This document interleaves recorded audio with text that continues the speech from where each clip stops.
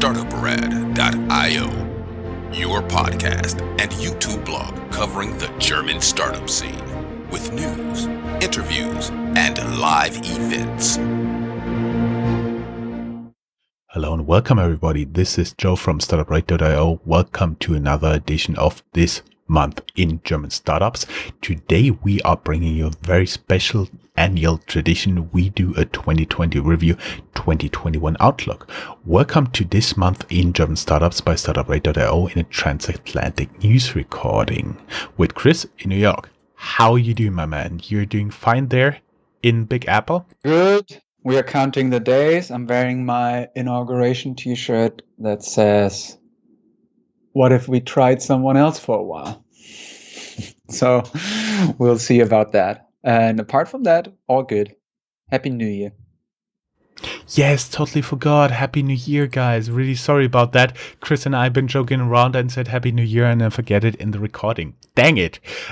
This is actually an annual tradition where we look at the past year and forward into the coming one.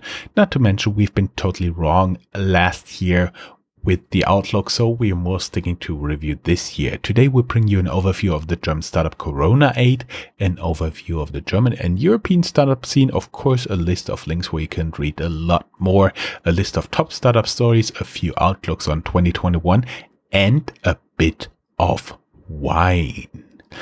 I do believe Chris has a lot of information on the ecosystem, right? Yeah, so you already said it. We are looking into what 2020 brought and how the European startup scene and also the German startup scene weathered this storm. One interesting report that we found there came from the venture capital company Atomico. And they have launched the State of European Tech in 2020. And we kind of summarized it and came up with 8 of the most crucial takeaways that I would like to go through. Number 1, mega rounds help European tech ecosystem grow. So while many founders found it more challenging to get funding, 2020 is on track to be still a record year with potential to surpass $41 billion invested, driven by more deals that were $100 million and plus dollars. And also, number 2, Germany is projected to have gathered a 23 billion US dollar sum of investments. That is for the mega rounds. Second point of the 8, the low capital, pivoting the product, and sales decline were what hit founders the hardest in 2020. But international investment, number 3, hasn't dried up so far. Number 4, France is the only one of Europe's 3 largest markets to actually grow in 2020. Number 5, London remains the biggest investment hub in 2020. We'll see what Brexit is going to do to that. Number 6, the travel sector got notably low investments. It's probably one of the biggest industries in turmoil right now. Number 7, investment in purpose-driven tech companies soars, actually. And number 8, gender and racial inequality still prevails in the European tech system. The Black Lives Matter movement actually became an important topic of discussion here as well. And a lot of the startup companies have to think more strongly about equity, even in Europe, and even though it's not in the US, where Black Lives Matter came into being. Moving on from the Atomico report, we have a list with the 10 biggest health tech stories of 2020. 2 of them have a strong German connection. Number 5, the guinea pigs of Germany's new healthcare revolution, and number 10, BioNTech, the German biotech startup behind the coronavirus vaccine, probably one of the proudest stories of German engineering and science of the past year. We have a report, hot or not, where European VC funding went in 2020 by PitchBook. They have different sources of data from the Atomico report, and there it says that the UK still has the largest VC market in total with more than 13.7 billion US dollars, but Germany with 6.8 billion US dollars grew 3 times as fast, with a growth rate of around 11% versus UK's only 1.7%. So it's even like 4 times. But this may also be due to Brexit. We will see what 2021 brings. According to PitchBook France, grow by an astonishing 25.4% to a total of $6.1 billion US dollars. So they are really closing the gap. And other markets in Europe surpassing $1 billion US dollars in investment are Sweden with 3.2, Spain with 1.4, and Finland with $1.2 billion. And my last idea for the ecosystem, my last recommendation would be a report about the 10 largest founding rounds of Europe in 2020. 3 of them are from Germany: Auto One Group, Tier Scooters, and Lilium. Moving on from a more European perspective to a German one. Thank you, Chris. Let's see. We do have the German Startup Monitor, an overview of the German startup scene, which is backed by the German Startup Association. This year, more than 1,900 startups participated. The largest share of the participating startup, note there is a bias here, have been in Berlin, 70.7%, Rhine-Ruhr area, think Cologne, Düsseldorf, and so on, 12.8%, Munich 6.5%, and Hamburg 5.8%. This is one of the reasons we try to highlight so many startups from different areas, since not only every 5th startup is in Berlin. Please note that we try to have approximately 20% of our interviews from Berlin to give these startups also a fair representation. On average, a startup in the survey employed 14.3 employees, up from 13.3 in 2019 and 12.3 in 2018. Despite Corona, 90% were planning to hire people. 15.9% of founders are female in the survey, slightly up from the previous year, 15.7 in 19 and 15.1 in 18.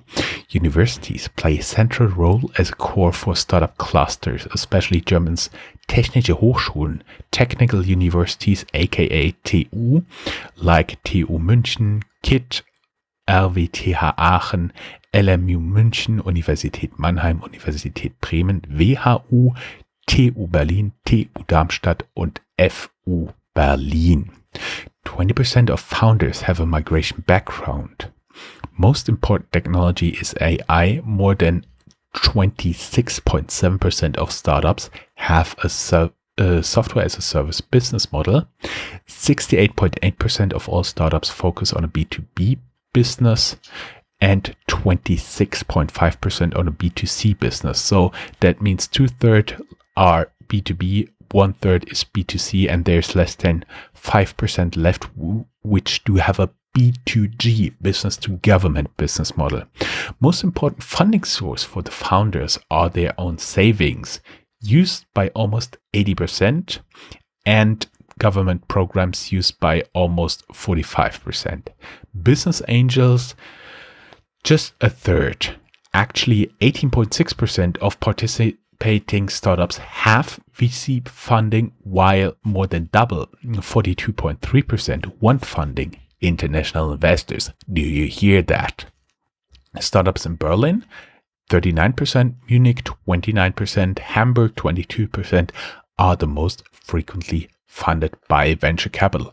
I do believe this was a lot of numbers. Go down here in the show notes. You could click and find everything there again. Really sorry to bother you with so many numbers.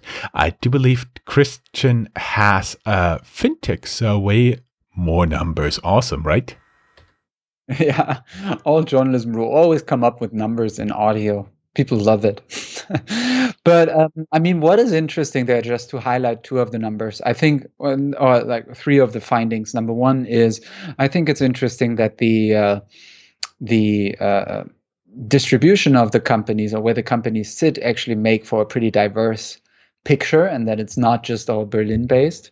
Number 2, it's interesting that the number of around, or the share of around 20% of founders who have a migrant background, so it's usually in Germany, that means first or second generation immigrant, is close to what it is in society. So it's around 20%, I think, in the whole society. It's more like 25, 26. So still a small gap, but probably one that can be considered closing, whereas the number of female founders, of course, is astonishing. And even though you said it's slightly up from last year's, I mean, we're basically looking at 15.1 to 15.7, 15.9%, and that's basically statistical noise. So obviously 15% is not the share of women in German society. Moving on to the fintech survey, even more numbers by German bank Comdirect, an online bank with a small startup program. They're part of Commerzbank, and they conduct an annual fintech survey in Germany. Also, here are some of the highlights: that the volume of top 3 deals down by more than 50%, 12 fintechs 12 fintechs were able to attract more than 100 million euros in funding. The top 20 funded fintechs got more money than the other 414 fintechs. And top locations here were Berlin, Munich, Frankfurt, and Hamburg, where 72% of all VC funding was raised. We also have a list of Germany's largest venture capital rounds in 2020 overall. Please find that in the show notes.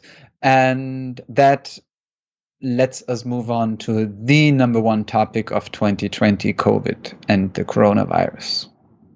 Yes, and again, you will see differences between all the large venture capital rounds, especially European perspective, German perspective, because one we got from Sifted, which sits in London and is part of Financial Times, and the other one is an independently run blog here from Germany.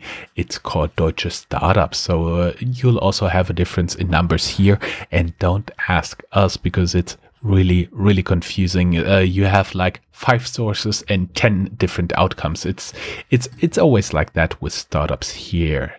I did dig a lot into Germany's Corona aid for startups, and I have a lot here. Admittedly, I took most of the information from the German Business Angels Association, as well as KfW, which is the German government-owned development bank, which administrates lots of the money, as well as the Bundeswirtschaftsministerium, which is the Ministry of Economics of the German federal government, which basically hands out the money to all the entities that finally give out the aid. Okay, so that said, Germany extends its 2 billion euros. It's like 2.4 billion US dollars startup Corona aid program from spring 2020 until June 30th, 2021. It was a pretty easy decision, I assume, since not all of the 2 billion euros of the original program have been spent. The 2 billions have been equally divided into 2 pillars called philosophically Pillar 1 and Pillar 2. Pillar 1 is 1 billion, like 1.2 billion in US dollars, is direct aid for startups who already have external investors. As of December 31st, 860 million, 86%, have been committed by KfW, which administrates all the money. You can learn more on their website about the program. Unfortunately, in German only. KfW also provides aid to startups and companies which they call a strong relation to Germany, which may also apply to your company. Maybe you can check their website. Pillar 2 is a matching facility where on a one-on-one basis the government matches investments. As of December 31st, only 556, like 56%, have been committed. This program is administered by KfW, the development bank, and the development bank of each state. Yes, 16 different ones, and you have to apply at the bank in your state, and all the 16 programs have slight differences and sizes. The government's ERP fund, if you already received ERP funds, you can approach them and you can learn more on the website. Yes, German only. Again, you don't need to be a German company, but only have your economic focus on Germany. Check the website, and if you think it may apply to you. Important, your company must have steered clear of economic problems in 2019 in order to be eligible. You can also find all of the information and more in the different articles we use to combine those highlights. And we do have a nice article by Sifted, how COVID impacted Germany, Austria, and Switzerland startups. Whew. Yeah, I always do a lot of numbers. Christian, you don't do too many numbers, right? I'm moving on to the hubs. So first off, the Frankfurt Rhine-Main region, where we have a look back at 2020 in the ecosystem there from Frankfurt Valley. Then we have the fact also from Frankfurt Valley reported that Frankfurt Rhine-Main attracted multiple international companies in 2020. And the most important startup exits in 2020, including Emma, Bedside, Lisa, and Mailtastic from the Rhine-Main area. Rhine-Main.vc, Joe's project, tracks venture funding of any kind in the region. We track 28 deals in total, 894 million euros, which is good towards large rounds with BioNTech's fundraising due to the development of the COVID vaccine and placement of additional shares and convertibles. The official publication will follow soon. Up until then, you can check what's already there at Rhine-Main.vc. That's RHINEMAIN.vc. In Munich, we also have a list for Munich and Bavaria with the top 10 most important investments headed by Lilium with 240 million US dollars. And we talked about that in our news as well. Jumping to the north, Hamburg, where we also found a great wrap up. VCs are holding back. Corona aid did not always help. And the mood was still overall positive. Just like in our podcast. Thanks for that wrap up. Looking ahead. Looking ahead, yes, there is a saying, I don't know to whom it's attributed, but it goes like forecasts are always difficult, especially concerning the future. So we collected some outlooks for you, but they may be totally wrong, like last year. Only thing we can say for sure is that Germany is going to invest 10 billion in VC funds, which in turn will invest in German startups. As said before, a few hundred millions from the Corona aid for startups are also left. If we could beat Corona soon, the second half of the year promises to be a great one for startups in Germany. There is an article by Sifter. Germany launches 10 billion future fund for startups, but will it go far enough? Analyzing is from famine to feast, investments in European tech startups roar back. The world in 2021, 5 stories to watch out for by The Economist. Strongly recommended. It's a YouTube video, by the way. What will life be like after the pandemic? Interesting question. And what's coming for the fintech industry in 2021 by IMC Gruppo. And then we found another one, top fintech trends in 2021. So you can read both and match them. And from MIT Sloan Management Review, 6 strategy and innovation insights from them as well. And as always, I usually have some detour here. This time, Chris is taking this with us, right? Yes. To wrap things up, we like to end things on a high note. And then what was more a topic in 2020 than our own alcohol consumption each night? So we got numbers for wine in Germany because the consumption there has risen during COVID times. On average, a German citizen or someone living in Germany has bought 20.7 liters of wine. This is around 700 fluid ounces for the Americans in last year's harvest season. So they are not reporting 2020 numbers, but they are looking at the wine harvest season.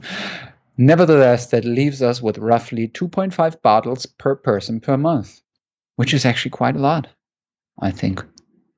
Don't you think? Every person? It's a lot. But 2.5 bottles per person per month, that's quite a lot. I don't think even together with my wife I can drink 2.5 bottles in a month. Yeah. Then again, there are people who probably drink a bottle a day. So on that note, I mean, it's 1 p.m. here, but 7 p.m. at your place. So I'm not implying anything. I will get a glass of wine afterwards. Until then, keep in mind this was no normal news wrap up. Normal news wrap up in January will follow at the end of the month. Until then, stay safe, everybody, and keep doing your stuff. Stay safe, wear mask, and don't get sick. Chris, thank you very much. It's such a pleasure always to work with you. Same. Bye-bye. That's all, folks. Find more news, streams, events, and interviews at www.startuprad.io. Remember, sharing is caring.